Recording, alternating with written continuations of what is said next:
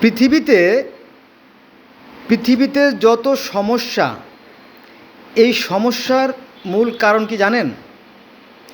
এই সমস্যাগুলোর মূল কারণ হলো অজ্ঞতা বা জ্ঞানের সীমাবদ্ধতা। একটা কথা আছে যে হিতাহিত না জানিয়া মরে অহংকারে, নিজে বড় হতে চায় ছোট বড় তারে। বুঝছেন? তো তার বাস্তব উদাহরণ হচ্ছে কি, দেখেন, আমি একজন মুসলমানের সন্তান। আমরা জানতাম যে এই পৃথিবী সৃষ্টি করেছে আল্লাহ পাক, কিন্তু পৃথিবীতে যে আরও হাজার হাজার ধর্ম আছে, লাখ লাখ নবী রাসূল পৃথিবীতে আসছে, এটা কোরআনে কিন্তু আছে। কোরআনে আছে যে পৃথিবীতে আমি 1,24,000 মতান্তরে 2,24,000 নবী রাসূল পাঠাইছি, কিন্তু মুসলমানরা এটা মানতে রাজি না। কেন না? হবে না, সমস্ত নবীদের নাম বাদ দিয়ে দাও, আর তাই না, অন্য সমস্ত কিতাব ডিলিট করে দাও, শুধুমাত্র একটা কিতাব রাখো। এটা কি হয়? আপনি বললে কি হয়ে যাবে? সব মানুষ কি আপনার পদোন্নত হবে? এটা কি যুক্তিযুক্ত কথা? তাকে বুঝাতে হবে। আসুন, আজকের এই যে ভিডিও, এর মূল আলোচনা সেটা হচ্ছে যে আমরা যেমন একজন আল্লাহ বিশ্বাস করি, আল্লাহ এক এবং অদ্বিতীয়। খ্রিস্টান ধর্ম আল্লাহ এক এবং অদ্বিতীয়। তবে কিছু কিছু খ্রিস্টানরা আছে যে তারা ত্রিআত্মার কথা বলে। আবার ইহুদি ধর্ম সৃষ্টিকর্তা নিরাকার, জ্যোতিময় অশরীরী। আবার পার্সিয়ান ধর্ম বা জরথুস ধর্ম বা জরস্টান ধর্ম, সেখানেও ঈশ্বর নিরাকার, জ্যোতিময় অশরীরী। আবার সনাতন বা হিন্দু ধর্ম ঈশ্বর নিরাকার, জ্যোতিময় অশরীরী এবং জন্মমৃত রহিত। এটা বেদে আছে, যদি আপনি দেখতেন। আবার গ্রিক ধর্ম বা রোমান ধর্ম, সেখানেও ইউরেনাস আর গেইয়া হচ্ছে আকাশ এবং পৃথিবী। এরা তো আর কোনো দেহধারী মানুষ না, অর্থাৎ এই প্রকৃতি আমাদেরকে সৃষ্টি করছেন। তো সেই ইউরেনাসকে বলা হয় সৃষ্টিকর্তা, বা স্বর্গের দেবতা জিউসকে বলা হয় ঈশ্বর, এরকমটি। তো সেখানেও কিন্তু ঈশ্বর কি নিরাকার। আবার বৌদ্ধ ধর্ম একসময় গোটা পৃথিবীতে একটা বিশাল সাম্রাজ্য সৃষ্টি করেছিল, সেখানেও কিন্তু ঈশ্বর নিরাকার। কারণ গৌতম বুদ্ধ খুব বুদ্ধিমান মানুষ ছিলেন, তিনি জানতো যে ঈশ্বরের যে রূপ, যে অদৃশ্য রূপ, সেটাকে আমি কীভাবে প্রমাণ দেব, অতএব না দেয়াই ভালো। বোঝা গেছে? তবে স্বর্গের কথা তিনি বলেছেন, কারণ গৌতম বুদ্ধ তার মাতা মহামায়া দেবীর সাথে দেখা করার জন্য স্বর্গে গিয়েছিলেন। স্বর্গ নরকের কথা সেখানেও আছে। এবং সৃষ্টিকর্তার কথা নাই, কিন্তু একজন উৎপত্তি দেবতা বা পরম ব্রহ্মার কথা বলা আছে ত্রিপিটকে। আবার বিজ্ঞানীরা সৃষ্টিকর্তায় বিশ্বাস করেন, এই কথাও মিথ্যা। কারণ তারা বলে যে এই যে বিশ্ব ব্রহ্মাণ্ড সুশৃঙ্খল ও সুনিয়ন্ত্রিতভাবে পরিচালিত হচ্ছে, নিঃসন্দেহের পিছনে একটা শক্তি আছে। সেই শক্তিকে পৃথিবী বিভিন্ন মানুষ, বিভিন্ন জাতি, বিভিন্ন গোত্র, বিভিন্ন সম্প্রদায়, বিভিন্ন ভাষায়, বিভিন্ন নামে ডাকে। বোঝা গেছে বিষয়টা? আচ্ছা, এবার যদি আমরা যাই মিশরীয় ধর্মে, মিশর দেখেন যে আমাদের আলেম ওলামারা না জেনে কত বড় মিথ্যে কথা বলে। মিথ্যে কথা বলা কি গীবত না? ক্ষমার অযোগ্য পাপ না? অথচ তারা এটা বলে থাকে। মিশরীয় ধর্মেও কিন্তু পরিবর্তন আসতেছিল, এবং আতেন যে ফারাও রাজা ছিল, সেখান থেকে সেই নিরাকার ঈশ্বরে তিনি বিশ্বাস করতেন। অর্থাৎ রা হচ্ছে অদৃশ্য নিরাকার সৃষ্টিকর্তা। এটা আমার বানানো গল্প না। আর তিনি ছিলেন আটুম, অর্থাৎ এক এবং অদ্বিতীয় ঈশ্বর। এবং তার যে 4জন ফেরেশতা ছিল, এই যে কথা আমি অনেকবার বলছি, তারপর আবার বলি, সেটা হচ্ছে যে হু, শেহা, শেহেম, হেহ, যে 4জন যে ফেরেশতা ছিল নিরাকার, তারাও নিরাকার অদৃশ্য জ্ঞানের দেবতা, অর্থাৎ ফেরেশতা ছিল। যে কথাও কিন্তু সেই 10,000 20,000 বছর আগেও কিন্তু ছিল। বোঝা গেছে বিষয়টা? এবার আসেন পৃথিবীর একদম সর্বপ্রাচীন যে লিখিত গ্রন্থ, কিন্তু ডকুমেন্টস, আমি যে কথাগুলো বলছি এগুলো ডকুমেন্টস আছে বলে বলতেছি, আন্দাজে কোনো কথা বলছি না। সেখানেও সেই গিলগামেশের মহাকাব্য আমরা জানি যে একজন সৃষ্টিকর্তা আছে, স্বর্গের একজন রাজা আছে, স্বর্গের একজন দেবতা আছে, তার নাম আছে আনু। আর সেই যে 10, 12, 14 হাজার বছর আগের যে কাহিনী, সেখানেও যে একটা মহাপ্লাবন হয়েছিল, মহাবন্যা হয়েছিল, সেখান থেকে পুস্না পিস্তিম নামে একজন যে ব্যক্তি, তিনি বন্যা থেকে রক্ষা পাইছিলেন, সেই কাহিনীও আছে।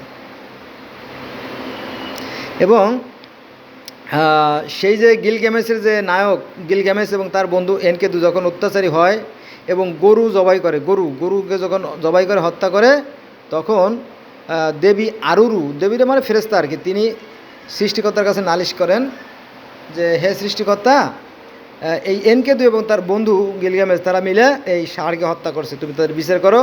তখন তাদেরকে সৃষ্টিকর্তা ফেরেশতার মাধ্যমে, দেবতার মাধ্যমে হত্যা করে ফেলে।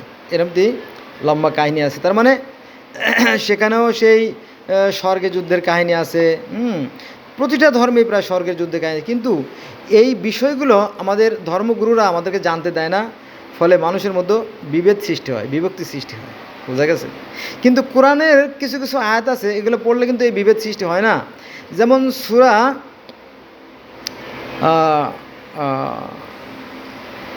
কোন সূরার কথা বলবো,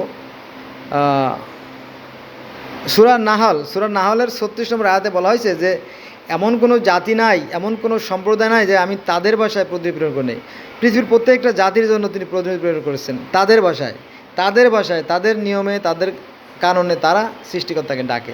তো এই সমস্ত কথা যদি আমরা মানি, মনে করেন যে সূরা আল বাকারার 136 নম্বর আয়াত, সূরা আল বাকারার 177 নম্বর আয়াত, সূরা আল বাকারার 62 নম্বর আয়াত, সূরা আল বাকারার 4 নম্বর আয়াত, হ্যাঁ, এবং এরকম কিছু কিছু আয়াত আছে যে কথাগুলো মানুষে কোনো পার্থক্য করে না।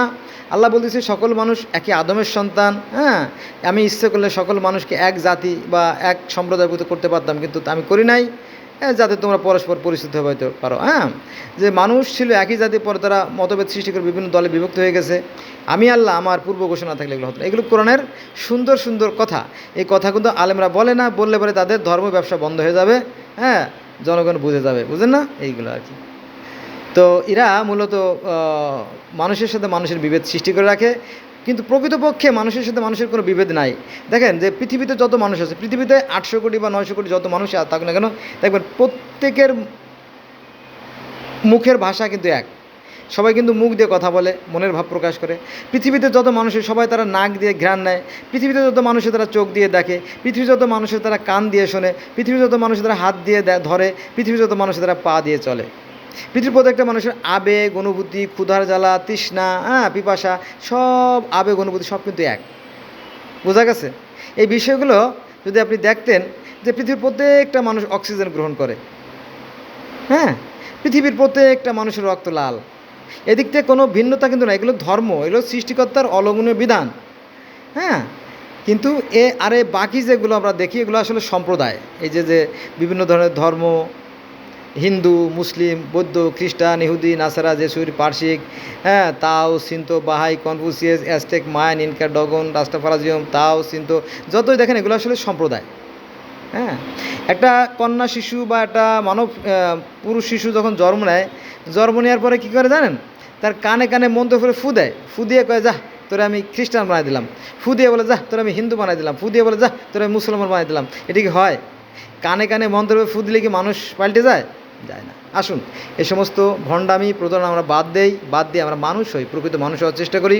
তবে মানুষ হওয়াটা খুব সহজ কথা না। মানুষ হতে হলে মানবিক যে গুণাবলী আছে, এই গুণাবলীগুলো অর্জন করতে হয়, আর এগুলোর জন্য অনেক কষ্টসাধ্য। তিল তিল করে মানবিক গুণাবলী অর্জন করে মানুষ হতে হয়। মানুষের ঘরে জন্ম নিলেই মানুষ পদবাচ্যের যোগ্য হওয়া যায় না। হ্যাঁ, আপনি ধার্মিক পাবেন, পৃথিবীতে ধার্মিকের অভাব নাই, কিন্তু প্রকৃত মানুষ পাবেন না।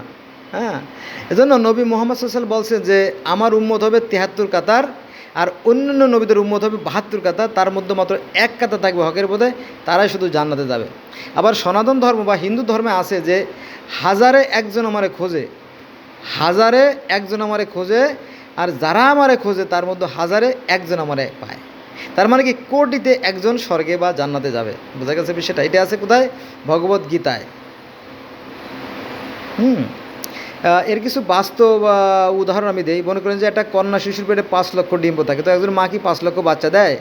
5,550 না। ওই 2 সাইডে 5টা 10টা বাচ্চা দেয়, এর বেশি দেয় না।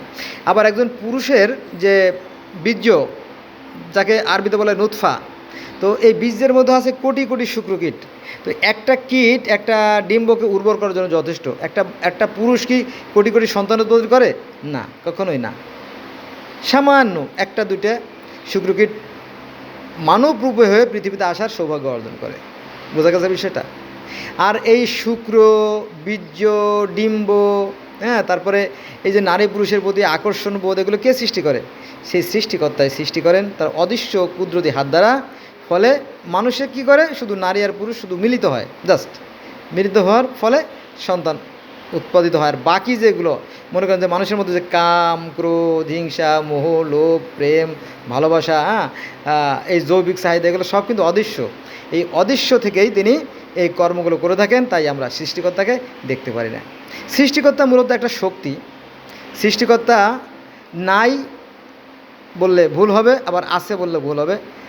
তিনি শক্তিরূপে সর্বোচ্চ বিরাজমান। তিনি আমার মধ্যেও আছে, তিনি আমার বাহিরেও আছে। আমি তার ভিতরে আছি আর তিনি আমার ভিতরে আছে। ধন্যবাদ সবাইকে।